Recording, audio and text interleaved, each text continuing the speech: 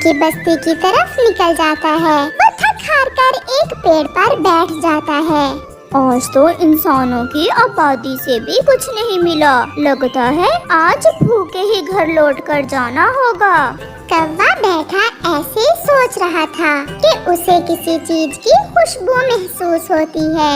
ये खुशबू कितनी अच्छी लग रही है, ये कहाँ से आ रही होगी? फिर उसका ध्यान थोड़ी ही दूर किसान के घर में जाता है, जहाँ किसान की पत्नी अंडा फ्राई कर रही थी। ये क्या? ये किसान की पत्नी अंडा खा रही है? क्या अंडे भी खाए जाते हैं? किसी तरह अगर ये अंडा मुझे मिल जाए तो कितना मजा आए मुझे इस अंडे को खाने का। चलो जाता हूँ किसान की पत्नी के पास। कौवा ऐसे सोचते हुए किसान की पत्नी के पास जाता है। माँ जी, ये क्या आप अंडा ऐसे पकाकर क्यों खा रही हैं? इसे हम इंसान फ्राई अंडा कहते हैं और ये अंडा फ्राई हम इंसानों का मनपसंद भोजन है। हर किसी को अंडा फ्राई बहुत पसंद है। इस पर हल्का सा नमक लगाकर खाते हैं। माँ जी, मैं आपको खाते देखना चाहता हूँ, मुझे खाकर तो दिखाएं ये अंडा फ्राई कैसे खाते हैं। मैं थोड़ा सा नमक लेकर आती हूँ और फिर तुम्हें खाकर दिखाऊंगी। किसान की पत्नी नमक लेने चली जाती है और कालू कौवा किसान की पत्नी का फ्राई अंडा उठाकर भाग जाता है। कालू कौवा थोड़ी दूर जंगल में जाकर वो अंडा खा लेता है। वाह वाह, आज तो फ्राई अंडा खाने का मजा ही आ गया। जिंदगी में पहली बार इतनी स्वादिष्ट चीज खाई है। गोरी को बताता हूँ जाकर। फिर कालू कौवा अपना पेट भरकर अपने घर की तरफ उड़ता है। गोरी गोरी, आज मैंने एक ऐसी चीज खाई है जो तुमने कभी नहीं खाई। अकेले अकेले ही खाकर पति जी अब क्यों मेरा जी तरसा रहे हो? गोरी, आज मैंने फ्राई अंडा खाया है। मेरा विश्वास करो, वो बहुत स्वादिष्ट था। इतना स्वादिष्ट कि मेरे मुंह में अभी तक उसका स्वाद है। कालू जी, क्या था जो थोड़ा सा अपनी सुंदर पत्नी के लिए भी ले आते? मैंने भी योजना बनाई है। अब हम दोनों हर रोज फ्राई अंडा ही खाया करेंगे। परंतु वो कैसे? इतना बड़ा जंगल है, हम रोज किसी न किसी पक्षी का अंडा चुरा लिया करेंगे और फ्राई करके खा लिया करेंगे। कालू जी, मुझसे और इंतजार नहीं हो पा रहा। अब जल्दी से मुझे अंडा फ्राई खिला दो। तुम घोंसले में बैठो और मैं जाता हूँ और किसी पक्षी का अंडा चुरा कर लाता हूँ। कौवा वहाँ से उड़ता है। उसे थोड़ी ही दूर चिड़िया के घोंसले में 2 अंडे दिखाई देते हैं। कौवा उनमें से एक अंडा उठाकर भाग जाता है और जाकर वो अंडा फ्राई करके अपनी पत्नी को देता है। अब जरा खाकर मुझे इसका स्वाद बताओ। ये तो देखने में ही बहुत स्वादिष्ट लग रहा है। फिर गोरी कौवी वो फ्राई अंडा खा लेती है। कालू जी, सच ही कहा था तुमने, ऐसी स्वादिष्ट चीज मैंने पहले नहीं खाई। अब तो हम हर रोज ऐसा ही किया करेंगे और हम सभी पक्षियों के अंडे फ्राई कर करके खा जाएंगे। चिड़िया जब घर लौट कर आती है तो अपना एक अंडा ना देखकर रोने लग जाती है। कोई जालिम मेरा अंडा उठा ले गया। जालिम ने मेरे छोटे से बच्चे को दुनिया में आने से पहले ही मार दिया। क्या मिला होगा जालिम तुम्हें ऐसा करके? ये सब देख तोता भी वहाँ आ जाता है। चिड़िया चिड़िया, क्या हुआ? आप ऐसे रो क्यों रही हो? तोते भैया, मेरा अंडा कोई चोर उठा ले गया है। मैं थोड़ी देर के लिए नदी पर पानी पीने गई थी। चिड़िया बहन, अंडे खाने वाला पक्षी तो कोई भी नहीं रहता हमारे बीच। फिर ये सब कैसे हो गया? दूसरे दिन कौवा और कौवी फिर से उड़ते हैं। वो अपना फ्राई पैन साथ ही लेते हैं। कालू जी, तुम यहाँ बैठकर आग जलाओ और पैन को गरम करो और मैं बुलबुल के घोंसले से अंडा उठा कर लाती हूँ। अभी कल ही उसने 2 ताजे ताजे अंडे दिए हैं। नहीं करते हैं। गौरी बुलबुल के घोंसले की तरफ जाती है। वो छुपकर बैठ जाती है। मैं अपना भोजन ले आती हूँ। थोड़ी देर बाद धूप तेज हो जाएगी और फिर वापस आकर मैं अपने अंडों पर बैठ जाऊंगी। बुलबुल भोजन लेने चली जाती है। वो बेचारी ये कब जानती थी कि अंडा फ्राई खाने की शौकीन गौरी कव्वी छुपी बैठी उसके जाने का ही इंतजार कर रही थी। गौरी तुरंत बुलबुल के घोंसले में जाती है और उसके घोंसले से दोनों ही अंडे उठाकर भाग जाती है। अरे गौरी, ये क्या? तुम तो बुलबुल के दोनों अंडे ही चुरा लाई। एक छोड़ देती, ऐसे तो बुलबुल रो रो कर मर जाएगी।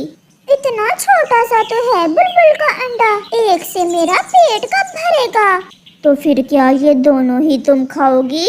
ज्यादा बातें ना सुनाओ, जल्दी से ये अंडे फ्राई करो और मुझे दो। फिर कालू वो दोनों अंडे फ्राई करता है। गौरी वो दोनों ही अंडे खा जाती है और कालू गौरी का मुंह देखता रह जाता है। कालू जी, मुझे तो ऐसी लत पड़ गई है अंडे फ्राई खाने की कि दिल करता है हर समय मुझे फ्राई अंडा ही मिलता रहे। अब जिस भी पक्षी का अंडा चोरी करेंगे वो मैं फ्राई करके खाऊंगा। तो मैं कौन सा भूखी रहूंगी, मैं भी किसी पक्षी का अंडा चुरा लूंगी। अंडा चोरी करना सबसे आसान काम है, ये तो भोजन चोरी करने से भी आसान है। पहले मेरा अंडा चुराया, फिर बुलबुल के दोनों अंडे और आज कबूतर का अंडा भी चोरी हो गया। अगर ऐसे ही चलता रहा तो हमारे जंगल में किसी के अंडे भी नहीं बचेंगे। जो भी हो, मैं उस चोर को नहीं छोड़ूंगा। मैं तो मार कर ही दम लूंगा ऐसे जालिम को जिसने हमारे मासूम अंडों को चुराया।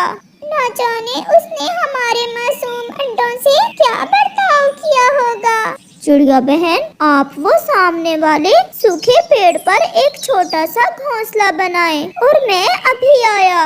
कबूतर भैया, बताते तो जाएं कि आखिर आप क्या करने जा रहे हो।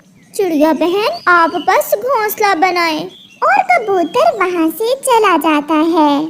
कबूतर मैदान में सांप की बिल पर जाता है और वहाँ से सांप के 2 अंडे उठाकर ले आता है। चिड़िया बहन, अब ये अंडे इस घोंसले में रखकर हम नदी पर चले जाएंगे और फिर शाम को देखेंगे कि कौन चुराता है। ये अंडे खाने से कोई कैसे मरेगा? क्योंकि ये अंडे जहरीले सांप के हैं। मैं किसी को मारना नहीं चाहती, परंतु उस जालिम ने जो हमारे अंडों से किया है वो है ही इसी लायक। फिर चिड़िया और कबूतर वो सांप के अंडे उसने घोंसले में रखकर नदी पर चले जाते हैं। थोड़ी ही देर बाद कौवा और कव्वी भी उड़ते उड़ते वहाँ आ जाते हैं। कालू जी, जल्दी से इसी पेड़ के नीचे पैन गरम करो, 2 अंडे मिल गए। ये घोंसला किसी पक्षी ने आज ही बनाया है। पहले मुझे वचन दो कि एक अंडा मुझे दोगी। कालू जी, प्रॉमिस। अब जल्दी करो, मेरे मुंह में पानी आ रहा है।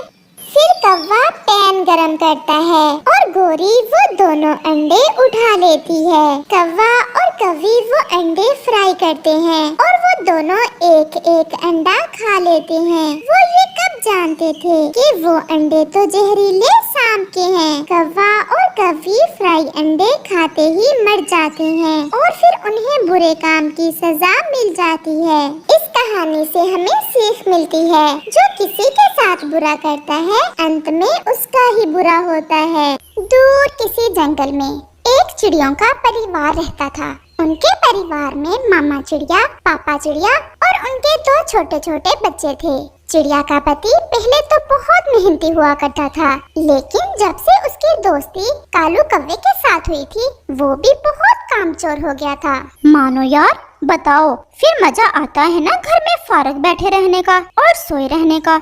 कालू यार, तुम तो सच ही कहते थे कि ऐसी जिंदगी जीने में तो बहुत मजा आता है। जब चाहा खाया, जब चाहा पिया और जब चाहा सोया और जब चाहा बाहर घूम फिर आया। मैं जब तुम्हें घर में हर समय सोया देखता था तो सोचता था कि कालू पता नहीं कैसे हर समय घर में रह लेता है, बोर नहीं होता। लेकिन मुझे तो अब पता चला है कि इस जिंदगी का तो मजा ही कुछ और है। लेकिन यार, वो लक्ष्मी है ना, वो हर समय मेरे बस कान ही खाती रहती है। लेकिन मैं भी ऐसा ढीठ बन गया हूँ, उसकी बातें एक कान से सुनता हूँ, दूसरे से निकाल देता हूँ।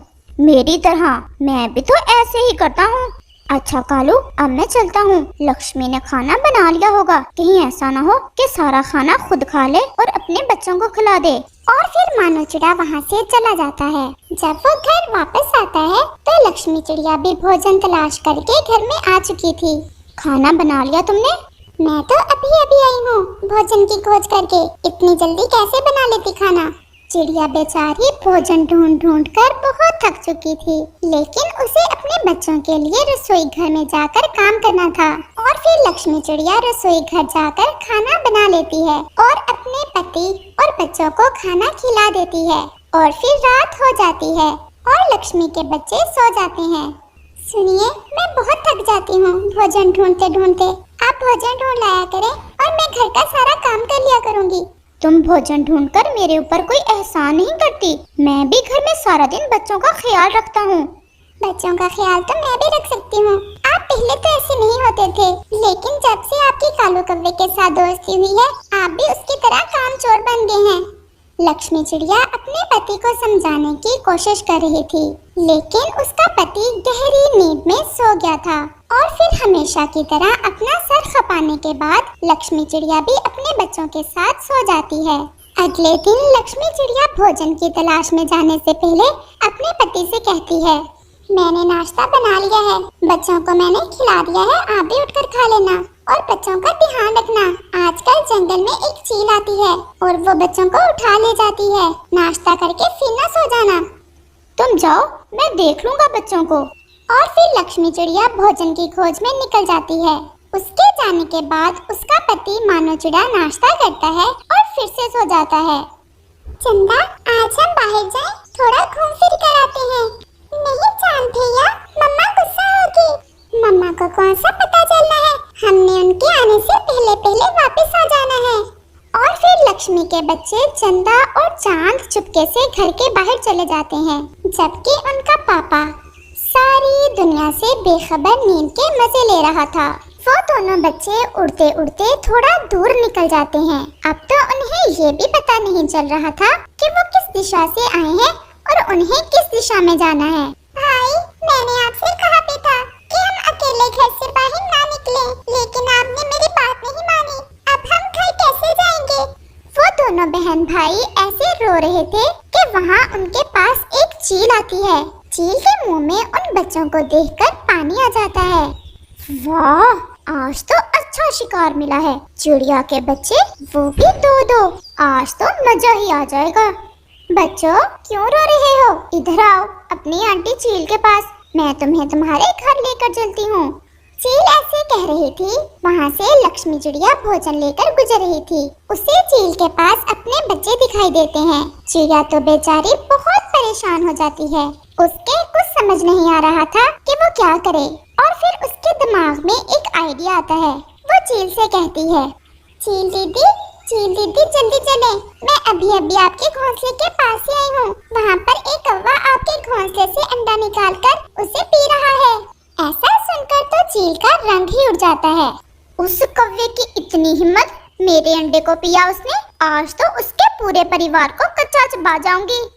और वो चील गुस्से में लाल पीली होती वहाँ से चली जाती है। और लक्ष्मी चिड़िया जल्दी से अपने बच्चों को वहाँ से लेकर अपने घर की तरफ चली जाती। जब वो घर पहुँचती है तो उसका पति अभी तक सो रहा था। आज आपकी वजह से मेरे बच्चे मुझसे दूर चले जाने थे। क्या हुआ बच्चों को? आप घर में रहकर बच्चों को तो ठीक से ख्याल रख सकते हैं। फिर लक्ष्मी चिड़िया अपने पति को सारी बात बताती है। आज अगर मैं समय पर ना पहुंचती तो वो चील तो मेरे मासूम बच्चों को खा ही जाती। मानो चिड़ा अपनी पत्नी के सामने बहुत वो शर्मिंदा होता है।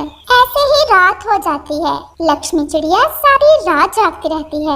वो बस अपने बच्चों के बारे में ही सोचे जा रही थी कि आज अगर वो चील उसके बच्चों को खा जाती तो वो हमेशा हमेशा के लिए अपने बच्चों को खो देती।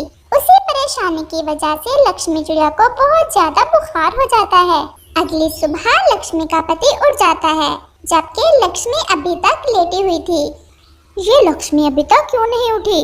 लक्ष्मी, लक्ष्मी उठो, देखो कितनी सुबह हो गई है। लेकिन लक्ष्मी से उठ नहीं हो पा रहा था। मानो चिड़ा जैसे ही लक्ष्मी को छूता है तो उसे पता चलता है कि लक्ष्मी को बहुत तेज बुखार है। लक्ष्मी, तुम्हें तो बहुत तेज बुखार है, तुम आराम करो, मैं बच्चों के लिए और तुम्हारे लिए भोजन ढूंढ कर लाता हूँ। और फिर मानो चिड़ा भोजन की खोज में चला जाता है। वो बहुत मेहनत से भोजन ढूंढता है। आज वो काफी दिनों बाद घर से बाहर निकला था भोजन ढूंढने, इसलिए वो बहुत ज्यादा थक जाता है। फिर शाम तक वो भोजन ढूंढकर वापस आ जाता है। आकर रसोई भी वही बनाता है। इतनी थकन के बावजूद उसे अपने बच्चों के लिए खाना बनाना था और उसे एहसास हो रहा था कि लक्ष्मी कैसे इतने लंबे समय ये सब अकेले कर रही थी। वो भोजन तैयार करके अपने बच्चों और पत्नी को खाना खिलाता है। आज तो आप बहुत थके होंगे। लक्ष्मी, मुझे माफ कर दो। आज मुझे एहसास हुआ है कि मैंने तुम्हारे साथ कितना जुल्म किया है। अब से मैं भोजन ढूंढ कर लाया करूँगा और तुम मेरे बच्चों को और घर को देखा करोगी। पति पत्नी एक गाड़ी के दो पहिए होते हैं और गाड़ी दो पहियों के साथ ही ठीक चलती है।